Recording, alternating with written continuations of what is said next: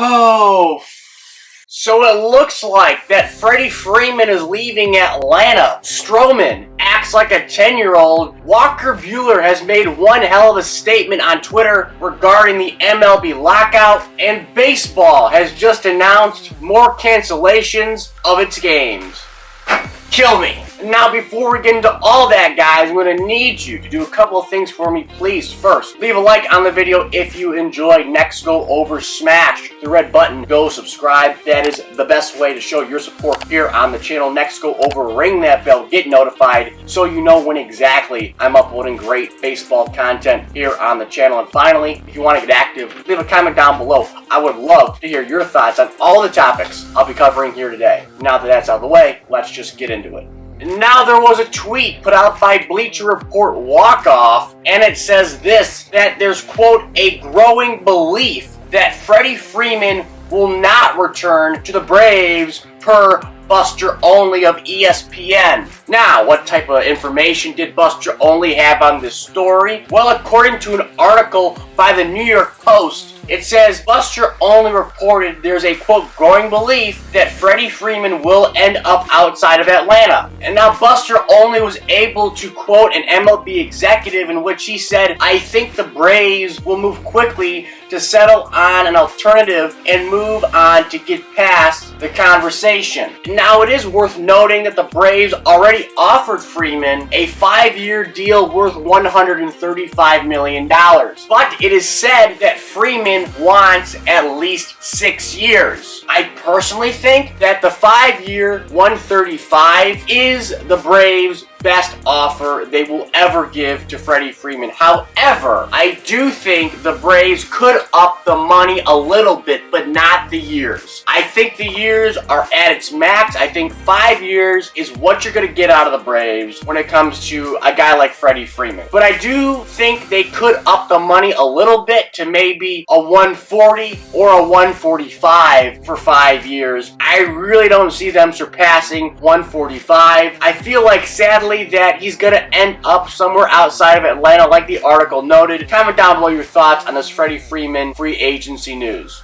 And now there is a tweet put out by Odyssey Sports in which they quote Marcus Stroman as claiming that Mets fans were calling him inappropriate and racist slurs at some point throughout the season, okay? And this is what the tweet says. It says, quote, Stroman tweets, Met fans directed death threats, racial slurs, and racist insults at him, and that the front office, quote, didn't care about any of that, end quote. Now, here's the original tweet from Stroman himself. Endless death threats, being called an N-word often, hearing Black lives don't matter, and playing for a front office who didn't care about any of that. I will speak on this topic on my time and on my podcast at some point. Who the hell knew this joke had a podcast? Okay, here's my problem with Stroman's claims. He gives no information on the where, when, and who. That is my entire problem with this claim. First, he didn't say where it happened. Did it happen during a game? During his warm-ups? Did it happen post-game? Did it happen, outside of the ballpark? Maybe in a restaurant? He doesn't give that information. And then he doesn't tell you how it happened. He doesn't tell you it happened because I was doing bad. It was during a bad outing. It happened because I maybe ticked off a fan by not signing a ball for him. The fan overreacted. He didn't say how it happened. So you don't know the where and the how, or the why. And finally, you don't know the who.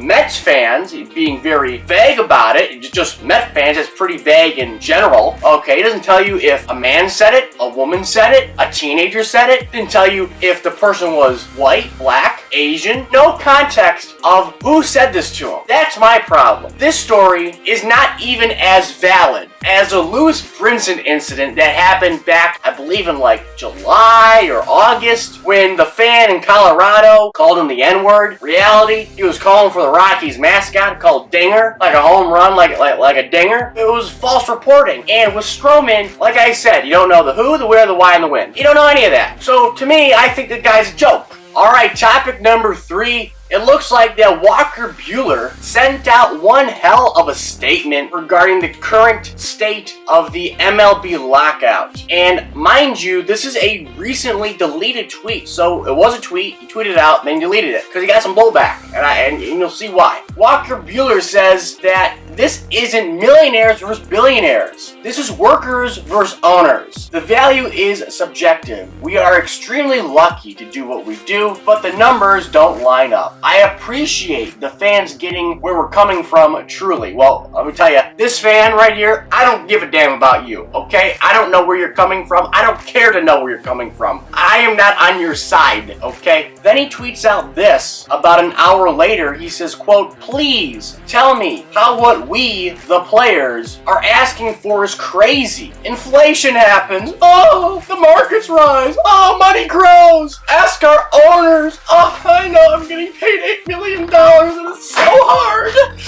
They know. Why would we agree to less than even inflation level income rising? Why would we do this? Why?" Okay, Walker, here's a problem. You're a millionaire. I don't care. If you make $1 million, $2 million, $3 million, you're a millionaire. Wanna know how much he's making? Walker Bueller signed a 2-year deal worth $8 million with the Dodgers, including a $2 million signing bonus. 8 plus 2 sounds like $10 million bucks to me. And the $8 million, by the way, guaranteed. Average annual value for the 2 years is $4 million.